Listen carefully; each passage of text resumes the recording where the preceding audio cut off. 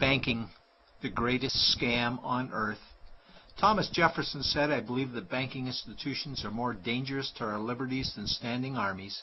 If the American people ever allow private banks to control the issue of their currency, the banks will deprive the people of all property until their children wake up homeless on the continent their fathers conquered."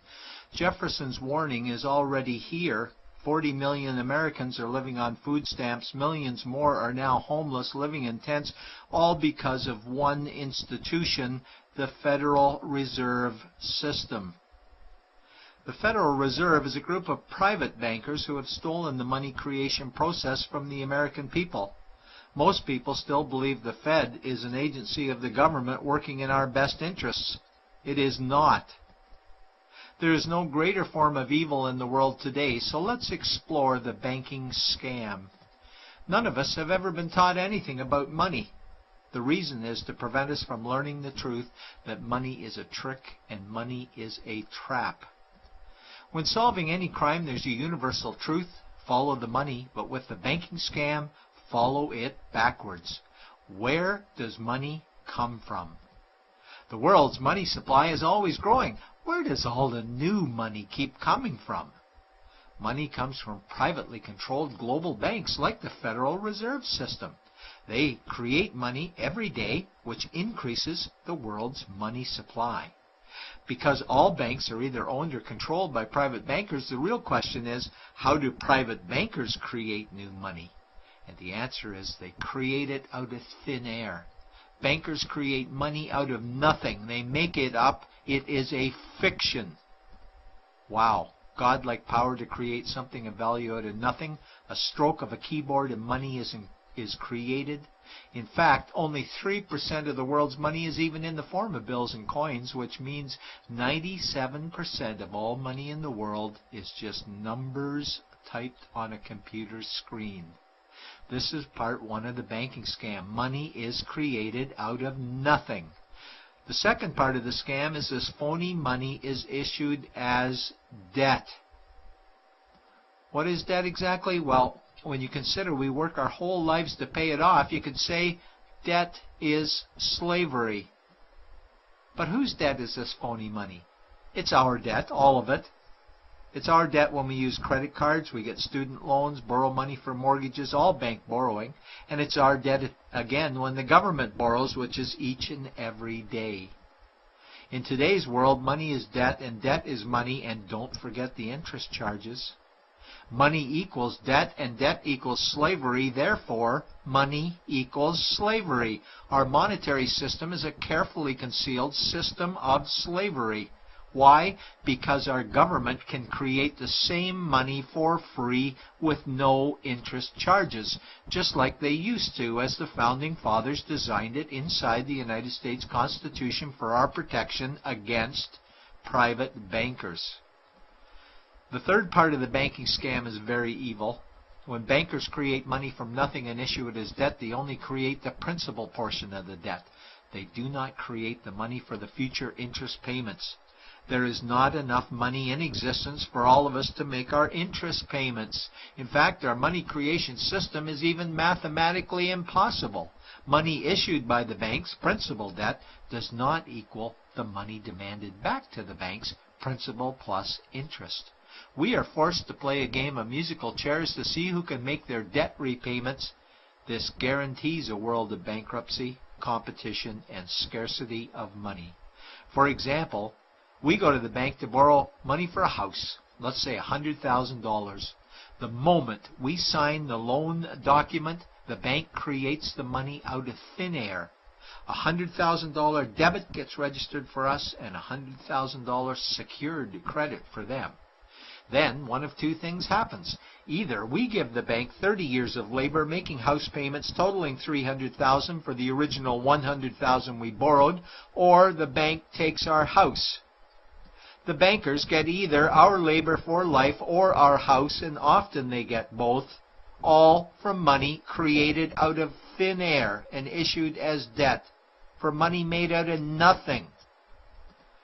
This is why all the bankers end up with all the assets.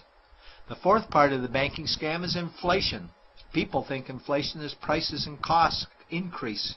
A better answer might be the value of our money always goes down. Inflation is created every time the central banks print money, which is every day. Where does all this new money get its value? The answer is it steals its value from the existing money supply, where our savings are. Our savings are disappearing because of the new money they're printing. If money creation was in balance with goods and services, there would be no inflation. Prices would stay the same. But the reality is banks always print money, driving prices ever higher, which steals the value of our savings, making them disappear. Since the private bankers created the private Federal Reserve in 1913, the United States dollar has lost 97 cents in purchasing power. An item in 1913 that cost $100 in 2011 cost $2,230, a price increase of 2,130%. This is the banking scam. 4 parts. Private bankers create money out of nothing and charge interest on it. There is no money created for the future interest payments, and inflation steals our savings every day. In order for the banking scam to be pulled over our eyes, the bankers need help from the likes of paid-for politicians and appointed civil servants, military-industrial complex, mainstream media, multinational corporations, and the bankers' good buddies. For example, what do our banker-controlled television networks say about criminal bankers? Oh, bankers are our saviors. Chairman is Man of the Year. He saved the world. Bankers really do deserve their bonuses. They're so smart. And what do our banker-owned G20 politicians say we need to do? That we must save our banking system, and now we need austerity measures, like increasing existing taxes and bringing in new taxes, cutting our social programs, including education and health care, stealing from our pension plans while increasing the retirement age, keeping us working for more years at lower wages while placing our children and grandchildren in debt and servitude for their future lives. We are being lied to that we must go deeper in debt for bailouts, stimulus packages, quantitative easing, saving the too big to fail banks, credit easing, currency interventions, all names that mean the same thing, more debt to us. Is it not strange that the solution to too much debt is always more debt to us? And where is all this money going? It's going to the banks and to the bankers. They are stealing our money right now. 0.1% of the world's population owns 2/3 of the world's wealth. This means that 99.99% of the world's population own less than 1/3 of the wealth, a decreasing amount because these guys are stealing it. We desperately need to wake up to the banking scam. It is time for change. To retake control of our money system, we must stop supporting the banking scam. Lincoln said the government should create all the currency and credit needed to satisfy the spending power of government and the buying power of consumers.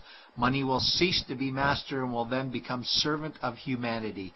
And Jefferson said the issuing power of money should be taken from the banks and restored to the people to whom it properly belongs. It's a pyramid scheme. And we, the people, are the bottom layers of the banking pyramid. Without our support, the banking scam collapses. We have to do it ourselves. Wake up, get active, wake others. Remove our money from the bank.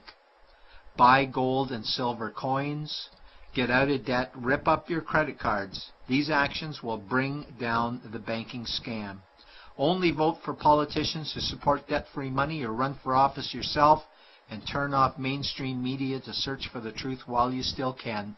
And support every effort to end the Federal Reserve System and all the privately owned central banks. Let's bring these criminals to justice to get our money and our countries back before it's too late.